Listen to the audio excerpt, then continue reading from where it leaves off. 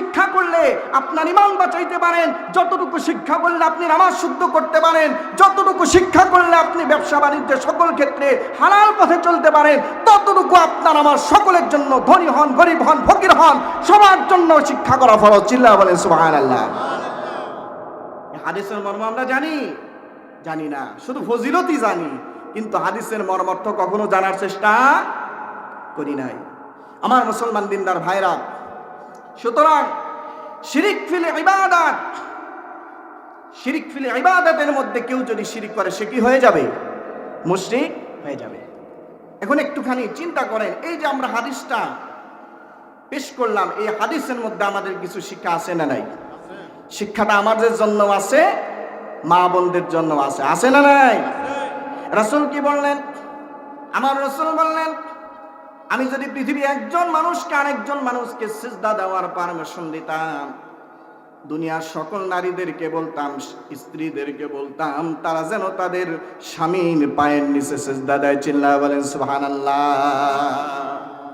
সিজদা দেওয়া হারাম, যার কারণে দিতে পারবে না, কিন্তু এই হাদিস দ্বারা রাসূল স্বামীর মর্যাদা বাড়িয়ে দিয়েছেন। চিল্লায়া বলেন সুবহানাল্লাহ। এই স্বামীকে আমার মা বোনেরা কি সম্মান করে? আরো জোরে বলেন, সম্মান করে? চেহারা দেখলেই মনে হয় প্রতিপক্ষ শত্রু দাঁড়ায় আছে, ঠিক কি না? সম্মান তো দূরের কথা, চাচার কমন করছে। আল্লাহু আকবার।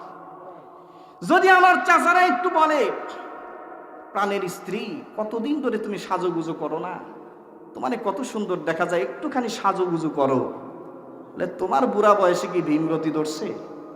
বলে কি বলে না? এ বুড়া বয়সে তোমার চোখের জ্যোতি নষ্ট হয়েছে, অথচ তোমার ভিতর থেকে শয়তানি যায় নাই, ঠিক কিনা?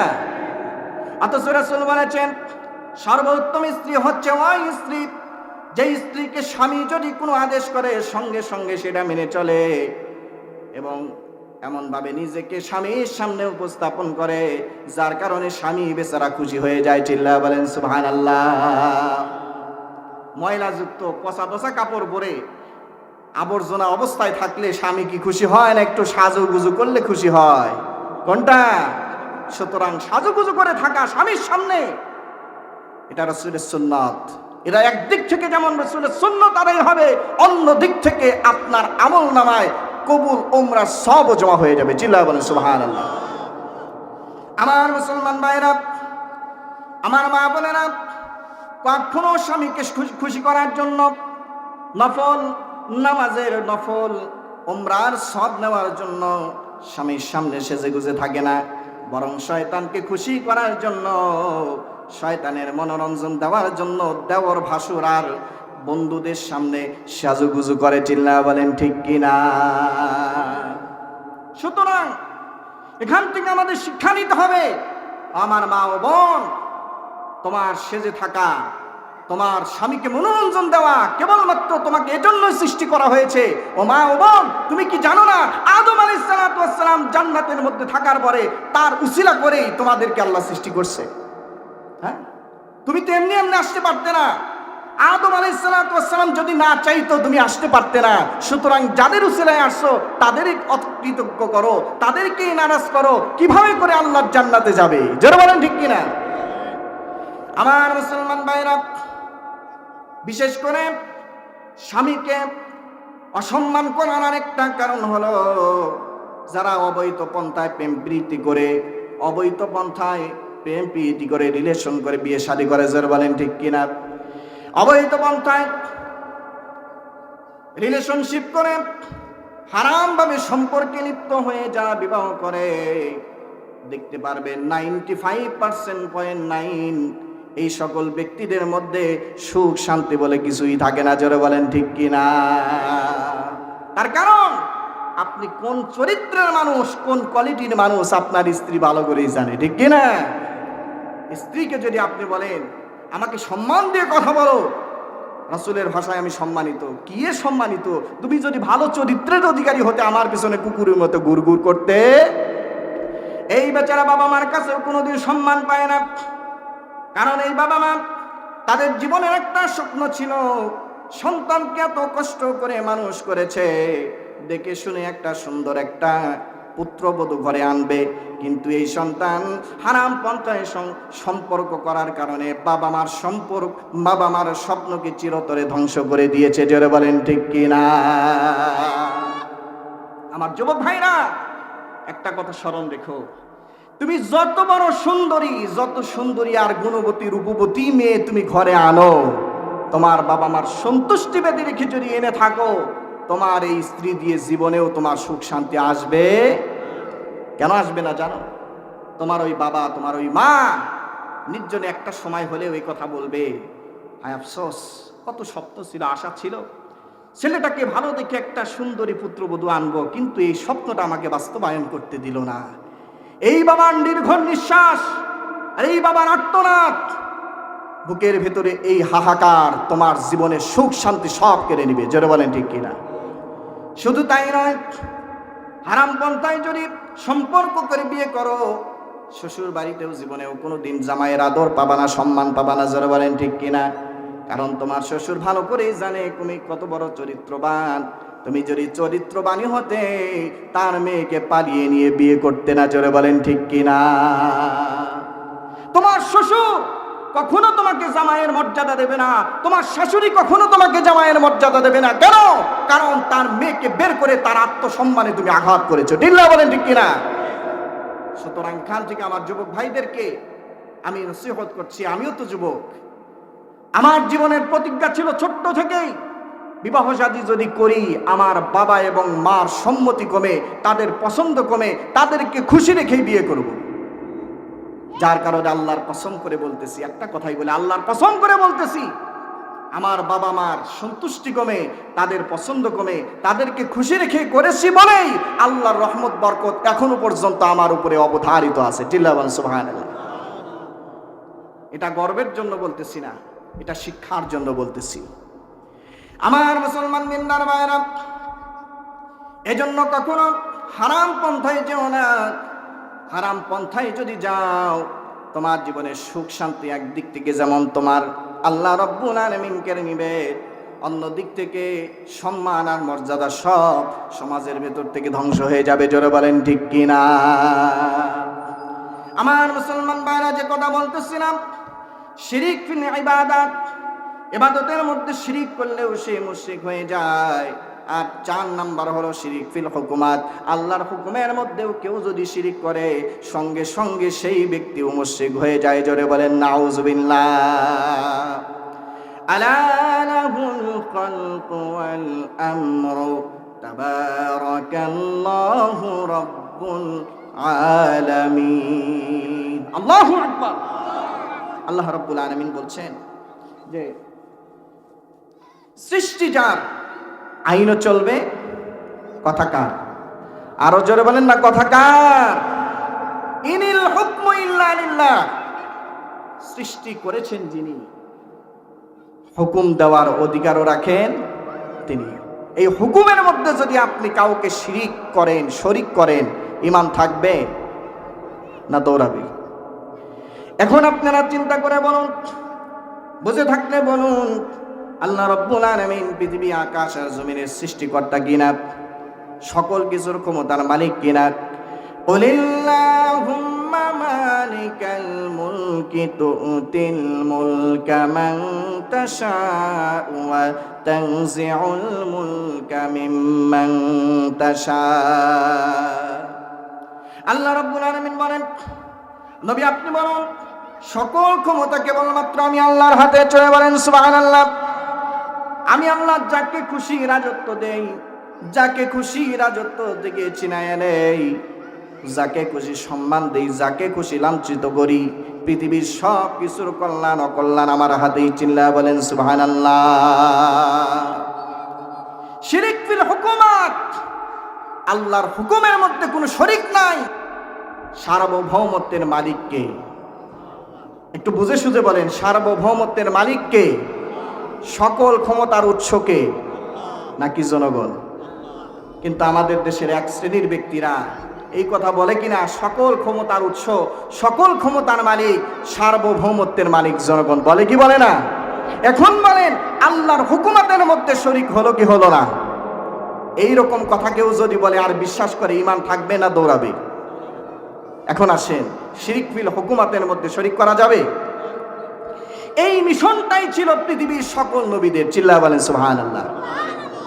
আমার মুসলমান ভাইরা, শিরিক ফিল যাত, শিরিক ফিল সিফাত, শিরিক ফিল ইবাদাত, এই তিন প্রকার শিরিক থেকে মানুষদেরকে বাঁচানোর জন্য নবীরা দাওয়াত দিয়েছেন। কিন্তু এই তিন প্রকার শিরিক থেকে বাঁচানোর জন্য যে দাওয়াত দিয়েছেন, এই জন্য নবী এবং রাসূল পৃথিবীতে কোনোদিনও নির্যাতিত হয় নাই। চিল্লায়া বলেন সুবহানাল্লাহ। এই তিন প্রকার দাওয়াত দেওয়ার কারণে পৃথিবীর কোনো নবীরা নির্যাতিত হয় নাই, কষ্ট পায় নাই, তাদেরকে নির্যাতন করা হয় নাই। শুধুমাত্র একটা কারণেই তাদের নির্যাতন করা হয়েছে, তা হলো শিরিক ফিল হুকুমাত। আল্লাহর হুকুমের মধ্যে কোনো শরিক নাই। সৃষ্টি যার, আইন চলবে তার, আমি যার গোলামি করব তার, পৃথিবী যার, রাজত্ব চলবে তার, আমি যার, পৃথিবীর সকল ক্ষেত্রে হুকুম মেনে চলব তার। এই দাওয়াত দেওয়ার কারণে পৃথিবীর সকল নবীরা মার খেয়েছেন, এই দাওয়াত দেওয়ার কারণে। আমার মুসলমান ভাইয়েরা, আপনিও যদি এই মুহূর্তে পার্লামেন্টের সামনে গিয়া লা ইলাহা ইল্লাল্লাহ, লা ইলাহা ইল্লাল্লাহর জিকির করেন, অধীনস্থ ব্যক্তিরা সঙ্গে সঙ্গে ধরে নিয়ে আপনারে পোলাও, কোরমা, হান্ডি, বিরিয়ানি খাওয়াবে। শুধু তাই না, আপনাকে হাদিয়া তোহফাও দেবে। কারণ কারা জানে, যারা লা ইলাহা ইল্লাল্লাহর জিকির করে তারা দরবেশ, আর দরবেশরা দোয়া করলে সেটা কবুল হয়ে যায়, ঠিক কি না? কিন্তু এই লা ইলাহা ইল্লাল্লাহর জিকিরটা বুঝে সুঝে যদি আপনি ওই পার্লামেন্টের সামনে গিয়ে বলেন লা ইলাহা ইল্লাল্লাহ, নাই কোনো আল্লাহ ছাড়া, কোনো বিধানদাতা নাই, কোনো আইনদাতা নাই, এখন থেকে এই পার্লামেন্ট চলবে আল্লাহর আইনে, বলেন আপনার শরীরে কিছু থাকবে? একেবারে ইচ্ছে মতো জামাই আদর করবে, 14 শিখের মধ্যে ঢুকায় দেবে, ঠিক কিনা? এই দাওয়াত দেওয়ার কারণে লা ইলাহা ইল্লাল্লাহ, নাই কোনো আল্লাহ ছাড়া মাবুদ, আলা লাহুল খালকু ওয়াল আমর, সৃষ্টি যার, আইন চলবে তার, এই পক্ষে এই দাওয়াত নিয়ে, এই মিশন নিয়ে নবীরা আসছেন বলেই তদানীন্তন সকল ক্ষমতাধর শক্তিশালীরা, রাষ্ট্রীয় ক্ষমতাশীলরা নবীদের উপরে চড়াও হয়ে নির্যাতন করেছে। জোরে বলেন নাউজুবিল্লাহ। আমার মুসলমান ভাইরা, একটুখানি লক্ষ্য করেন, আল্লাহ রাব্বুল আলামিন হযরত মূসা আলাইহিস সালাতু ওয়াস সালামকে বললেন, ইযহাব ইলা ফিরআউনা ইন্নাহু তাগা। ও মূসা, তুমি ফিরআউনের কাছে যাও। কেন? ফিরআউন তাগুত হয়ে গেছে, আমার আইন মানে না, আমার হুকুমত মানে না, নিজের তৈরি করা আইন দিয়ে সে নিজে চলে, সমাজ চালায়, রাষ্ট্র চালায়, তার আইন মতো সে চালায়, সে দাবি করেছে খোদা। সুতরাং ফিরআউনের কাছে গিয়া তার বিষয়টা বুঝায় দাও। একটিবার চিন্তা করুন, বুঝে সুঝে উত্তর দেবেন। নবীদের কাজ কোন জায়গায়? কোন জায়গায়? নবীদের কাজ হলো ওই জায়গায়, যেই জায়গা থেকে গোটা রাষ্ট্রটা পরিচালিত হয়, রাষ্ট্রের মূল কেন্দ্রবিন্দু, সেই জায়গায় নবীদের কাজ। বলেন তো, আল্লাহ রাব্বুল আলামিন মুসাকে পাঠাইছেন কার কাছে? ফিরআউনের কাছে। ফিরআউন রাষ্ট্রের কি? একটু বুঝে সুঝে উত্তর দেবেন। ইব্রাহিম আলাইহিস সালাতু ওয়াস সালামকে পাঠাইছেন নমরুদের কাছে। নমরুদ রাষ্ট্রের কি? রাষ্ট্রপ্রধান। রাসূলুল্লাহ সাল্লাল্লাহু আলাইহি ওয়াসাল্লামকে দ্বীনের দাওয়াত নিয়ে মক্কায় মিশনে নামাইছেন। রাসূলের বিরুদ্ধে লাগছে কে? আবু জেহেল। আবু জেহেল রাষ্ট্রের কি? একটুখানি বিচার করেন তো। পৃথিবীর সকল নবীরা তাদেরকে যেই মিশন নিয়ে দুনিয়াতে আল্লাহ পাঠিয়েছেন, সেই মিশন যখনই বাস্তবায়ন করার জন্য তেনারা কাজ করেছেন, তখনই তদানীন্তন শক্তিশালী রাষ্ট্রপতিরা নবীদের উপরে চড়াও হয়ে তাদেরকে নির্যাতন করেছে। জোরে বলেন ঠিক কিনা? সুতরাং আপনিও যদি নবীওয়ালা কাজ করে থাকেন, নবীজির রেখে যাওয়া সেই সুন্নত মাফিক যদি আপনিও রাসূলের মিশন অনুযায়ী কাজ করে থাকেন, আপনার উপরেও রাষ্ট্রপ্রধানের উপর থেকে আপনার নির্যাতন চলে আসবে। জোরে বলেন ঠিক কিনা? আমার মুসলমান ভাইরা, খুব খেয়াল করেন, আল্লাহ রাব্বুল আলামিন এই দুনিয়াতে নবীদেরকে পাঠিয়েছেন যাতে করে রাষ্ট্রের মূল জায়গায় তেনারা পরিবর্তন করে দিতে পারেন। আমার ভাইরা, রাষ্ট্রের মূল জায়গাটা হলো এমন জায়গা, ওই জায়গা যদি সংশোধন হয়ে যায়, গোটা দেশের সব জায়গায় পরিপূর্ণ শান্তি চলে আসে। চিল্লায়া বলেন ঠিক কিনা? আমার মুসলমান ভাইরা, এই জন্য নবীরা দুনিয়াতে খুচরা কোনো কাজ করার জন্য আসেন নাই। কে টুপি পরলো, কে পাগড়ি পরলো, কে লম্বা জামা পরলো, কে পাঁচকল্লি কলিযুক্ত জামা পরলো, কে দাড়ি রাখলো, কে রাখলো না, কে সুন্নত অনুযায়ী পেশাব পায়খানা করলো, কে করলো না, এইগুলো সংশোধনের জন্য নবীরা আসেন নাই। নবীরা এসেছেন আল্লাহর দ্বীন আল্লাহর জমিনে প্রতিষ্ঠা করতে। নবীরা এসেছেন নদীর স্রোতকে পরিবর্তন করতে, নদীর পাড়ের জমে থাকা শ্যাওলা ধরে টানাটানির জন্য নয়। চিল্লা বলেন ঠিক কিনা? কারণ দেশ পরিচালিত হয় সংসদ থেকে, সেই সংসদের ভেতরে আল্লাহর দ্বীন প্রতিষ্ঠার জন্যই তাদের পাঠানো হয়েছে। জোরে বলেন সুবহানাল্লাহ। আমার ভাইরা, এই মিশন নিয়ে নবীরা যখনই কাজ করলেন, নবীদের উপর নির্যাতন চলে আসলো। আমার নবীজি মক্কার জমিনে যখন এই মিশন নিয়ে কাজ করা শুরু করেছেন, নবীজির উপরে চড়াও হয়ে গেছে আবু জেহেল, উতবা, সাইবা। এই মক্কার রাষ্ট্রপ্রধান আবু জেহেল যখন আমার নবীজির উপরে চড়াও হয়ে গেল, সর্বপ্রথম চলে গেছে আবু তালেবের কাছে। এই আবু তালেব, তুমি আমাদের সর্দার, তুমি আমাদের লিডার, তোমার ভাতিজা মুহাম্মদ কি বলে? আল্লাহ ছাড়া কোনো আইনদাতা নাই, বিধানদাতা নাই। যদি আল্লাহ ছাড়া কোনো আইনদাতা বা বিধানদাতা না থাকে, তাইলে আমরা বসে বসে মক্কার জমিনে করবোটা কি?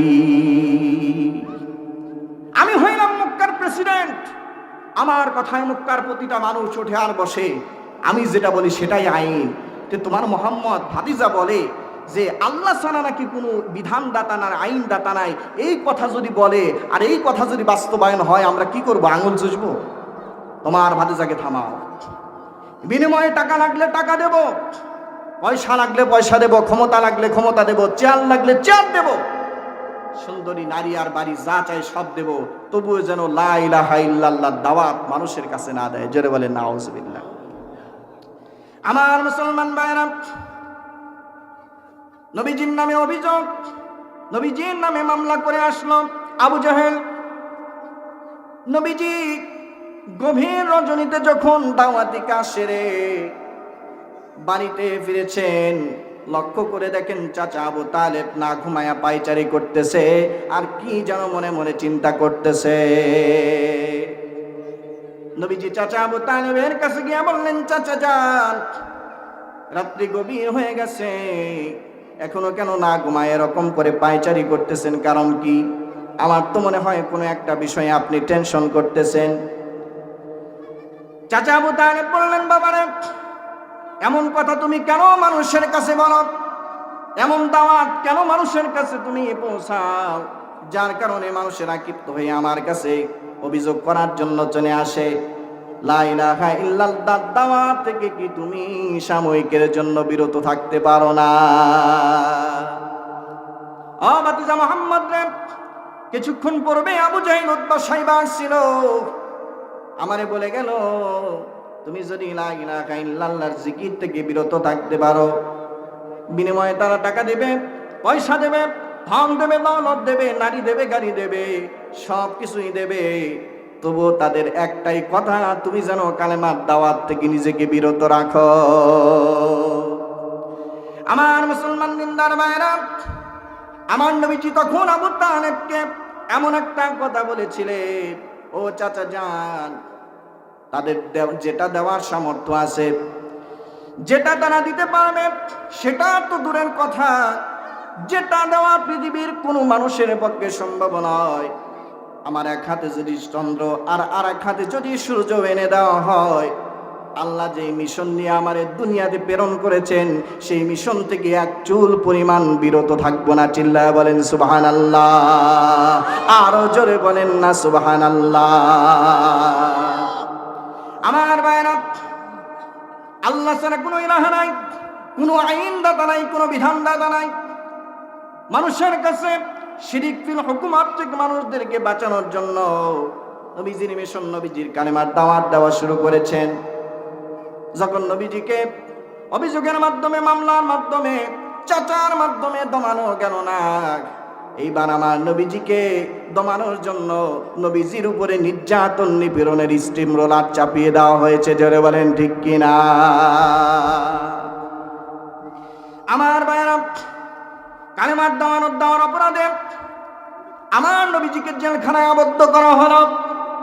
1 বছর নয়, 2 বছর নয়, পর 3টা বছর নবীজিকে শিয়াবে আবু তালেবের ভেতরে আবদ্ধ করে রাখা হলো। এই কালেমার দাওয়াত আমার নবীজি সাহাবীদেরকে দিয়েছেন। যারাই কালেমার দাওয়াত গ্রহণ করেছেন, আল্লাহ ছাড়া কোনো পৃথিবীর কোনো ইলাহা নাই, আইনদাতা নাই, বিধানদাতা নাই, যারাই বিশ্বাস করেছে তাদের উপরে এই আবু জাহেল, উতবা, সাইবা কত নির্যাতন চালিয়েছে। জোরে বলেন ঠিক কিনা? কি করুণ ইতিহাস!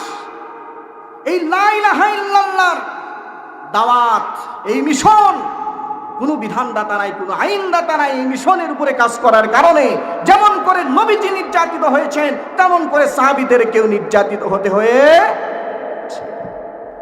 ইতিহাসের প্রথম শহীদ হযরত সুমাইয়া রাদিয়াল্লাহু তাআলা আনহা এই কালেমার দাওয়াত গ্রহণ করার কারণে কি পরিমাণ আবু জাহেল নির্যাতন করছে আপনারা জানেন কিনা? এত পরিমাণ নির্যাতন করেছে, বারবার আলটিমেটাম দেয়, এ সুমাইয়া রে, এখনো সময় আছে, এখনো সময় আছে, মুহাম্মাদের কালেমা ছেড়ে দাও, অন্যথায় কিন্তু তোমার এমন পরিস্থিতি করব দুনিয়ার মানুষ তোমারে চিনতেই পারবে না। জোরে বলেন নাউজুবিল্লাহ। আমার মুসলমান ভাইরা, নির্যাতনের স্টিম রোলার তার উপরে চাপানো হয়েছে। এরপরেও যখন হযরতে সুমাইয়া রাদিয়াল্লাহু তাআলা আনহুকে কালেমার দাওয়াত থেকে বন্ধ রাখা গেল না, কালেমাকে ছাড়ানো গেল না, এইবার আবু জাহেল এক পর্যায়ে সিদ্ধান্ত নিয়েছে, এইবার আর চুপ থাকা যায় না, সুমাইয়াকে দুনিয়ার জমিন থেকে আমি শেষ করে দেব। জোরে বলেন নাউজুবিল্লাহ। ইতিহাসের প্রথম শহীদ হযরত সুমাইয়া রাদিয়াল্লাহু তাআলা আনহুকে হাত এবং পা সব কিছু বেঁধে রাখা হয়েছে। আবু জাহেলের নেতা কর্মীরা চতুর্দিক দিয়ে উপস্থিত হয়ে গেছে। আবু জাহেল চূড়ান্ত ফয়সালা করার জন্য এইবার সুমাইয়ার কাছে চলে আসছে। এসে বলতেছে, সুমাইয়া রে, শেষবারের মতো বলি, তোমার কাছে তোমার ইজ্জতি বড় নাকি কালেমাই বড়? মুহাম্মাদের কালেমাটাই বড় নাকি তোমার কাছে তোমার ইজ্জত সম্মানটাই বড়? যদি তুমি কালেমা না ছাড়ো, এই মুহূর্তে তোমার শরীরের সব কাপড় খুলে তোমার উলঙ্গ করে দেওয়া হবে। জোরে বলেন নাউজুবিল্লাহ। হযরত সুমাইয়া রাদিয়াল্লাহু তাআলা আনহা আবু জাহেলকে লক্ষ্য করে বললেন, আবু জাহেল রে, আমার সম্মান হারাইতে পারি, আমার ইজ্জত হারাইতে পারি রে আবু জাহেল, একটিবারের জন্য মুহাম্মাদের কালেমা ছাড়তে পারি না। নরাদম আবু জাহেল কি করলাম, সঙ্গে সঙ্গে নবীজির সঙ্গে সঙ্গে সুমাইয়ার শরীর থেকে সকল কাপড় খুলে উলঙ্গ করে ফেলল। জোরে বলেন নাউজুবিল্লাহ। এইবার আবু জাহেল হযরতে সুমাইয়াকে লক্ষ্য করে বলতেছে, সুমাইয়া রে, এখনো সময় আছে, শুধুমাত্র তো উলঙ্গ করেছি, যদি কালেমা না ছাড়ো তোমারে কিন্তু আমি হত্যা করে ফেলবো। জোরে বলেন নাউজুবিল্লাহ। হযরত সুমাইয়া রাদিয়াল্লাহু তাআলা আনহা আবু জাহেলকে লক্ষ্য করে বললেন, এ আবু জাহেল রে, যেই কালেমার কারণে, ঈমানের কারণে আমাকে বিভৎস হতে হলো, বিভস্ত হতে হলো, লজ্জা হারাতে হলো, লজ্জা যেহেতু হারিয়ে ফেলেছি, আমি জীবন দিতে পারি, কখনো কালেমা ছাড়তে পারি না। চিল্লায়া বলেন সুবহানাল্লাহ। আমার মুসলমান ভাইরা, এই আবার আবু জাহেল নাঙ্গা তরবারি নিয়ে, বল্লম নিয়ে হযরত সুমাইয়া রাদিয়াল্লাহু তাআলা আনহুর সামনে যখন চলে আসছে, হযরত সুমাইয়া মনে করছেন হয়তো আমার গর্দানে আঘাত করে আমার গর্দান মুন্ডটা আলাদা করে দেবে। আমার ভাইরা, উপস্থিত যে সকল কাফেররা ছিল তাদের মনের ভেতরে একই কথা ছিল, কিন্তু নিকৃষ্ট আবু জাহেল কি করলো, হযরতে সুমাইয়ার কাছে এসে তার হাতে মারলো না, পানে মারলো না, মাথায় মারলো না, গর্দানে মারলো না, সুমাইয়ার লজ্জা স্থান দিয়ে বল্লমটা ঢুকাইয়ে দিয়েছে। জোরে বলেন নাউজুবিল্লাহ। হযরতে সুমাইয়া আল্লাহু আকবার বলে চিৎকার করে আবু জেহেলকে বলতেছেন, এই নিকৃষ্ট আবু জেহেল রে, তুই কত বড় নিকৃষ্ট, কত বড় নিকৃষ্ট তুই কাজ করলি। সন্ধ্যে আমি যেহেতু শহীদ হয়েই গেলাম, তবুও ঘোষণা দিয়ে গেলাম আমার নবী সত্য, কালেমাই সত্য, ওই আল্লাহকে ছাড়া এখনো তোর খোদাইত্ব আমি মানি না। জোরে বলেন সুবহানাল্লাহ। তুই কিসের লিডার? তুই কিসের লিডার? তোর লিডারিত্ব মানলাম না, শহীদ হলাম, তবুও আল্লাহর রসুলের উপরের কালেমাকে আমি ছেড়ে দিলাম। আমার ভাইরা বলেন তো, সেই রকম ইমানি পরীক্ষাকে আমাদের উপর আসছে এখনো? আরো জোরে বলেন আসছে? ঈমান রক্ষা করতে গিয়ে, কালেমার এই মিশনকে রক্ষা করতে গিয়ে সাহাবীরা জীবন দিয়েছে, নির্যাতিত হয়েছে। হযরত ওমর ইবনে খাত্তাব রাদিয়াল্লাহু তাআলা আনহু এক সময় খুতবা দিয়ে গিয়ে বলতেছেন, আরে ইসলামের জন্য হযরত বেলাল যে নির্যাতিত হয়েছে, এই রকম নির্যাতন বোধহয় পৃথিবীতে আর কেউ হয় নাই। আমার ভাইরা, হযরতে খাব্বাব রাদিয়াল্লাহু তাআলা আনহু দাঁড়িয়ে বলতেছেন, ওমর আমার নাম কেন বললেন না? হযরত ওমর বলতেছেন, তুমি ইসলামের জন্য কেমন নির্যাতিত হয়েছো? হযরত ওমরকে লক্ষ্য করে হযরতে খাব্বাব রাদিয়াল্লাহু তাআলা আনহু বলতেছেন, শোনো, আমি কেমন নির্যাতিত হয়েছে এটা মুখে বলবো না, সঙ্গে সঙ্গে কোমরের কাপড়টা উঁচু করে ধরেছেন। চিল্লায় বলেন সুবহানাল্লাহ। হযরত ওমর যখন হযরতে খাব্বাব রাদিয়াল্লাহু তাআলা আনহুর কোমর দেখেছেন, বলতেছেন, ভাই খাব্বাব, আল্লাহর দোহাই দিয়ে বলি তুমি কাপড়টা নিচে ফেলে দাও। কেন? বলে এমন চিকন কোমর পৃথিবীতে আমি অন্য কাউকে কোনোদিন দেখি নাই। সুবহানাল্লাহ। এ ভাই খাব্বাব রে, তোমার কোমরের ভেতরে কোনো গোস্ত নাই, পিঠের ভেতরে বড় বড় গর্ত, কি জন্য এগুলো হয়েছে? আমার একটু বিষয়টা খুলে বলো। হযরতে খাব্বাব রাদিয়াল্লাহু তাআলা আনহু বললেন, ও ভাই ওমর, আমি ইসলাম গ্রহণ করার কারণে, কালেমা গ্রহণ করার কারণে আবু জাহেল, উতবা, শাইবা আমাকে উত্তপ্ত আঙ্গারের উপরে শুইয়ে দিয়েছে। শুধু শুইয়েই দেয় নাই, আমার বুকের উপরে বড় ধরনের পাথর চাপা দিয়ে রেখেছিল। আমার শরীরে রক্ত এবং চর্বি, গোস্তগুলো গলে গলে আঙ্গারগুলো নিভে গেছে, আবার নতুন করে আঙ্গার বিছাইয়ে দেওয়া হয়েছে। এইভাবে করে ওই আঙ্গারগুলোতে শরীরের ভেতরে, পিঠের ভেতরে যেই গর্তগুলো হয়েছে, আজও পর্যন্ত সেই গর্তগুলো সেরে যায় নাই। কোমরটা দেখতেছো? এটা ইসলাম গ্রহণ করার কারণে কাফের বেঈমানেরা আমাকে নির্যাতনকে এই অবস্থা তৈরি করেছে। সুতরাং ইসলামের জন্য সাহাবীরা নির্যাতিত হয়েছেন, নিপীড়িত হয়েছেন, নবীজি মার খেয়েছেন।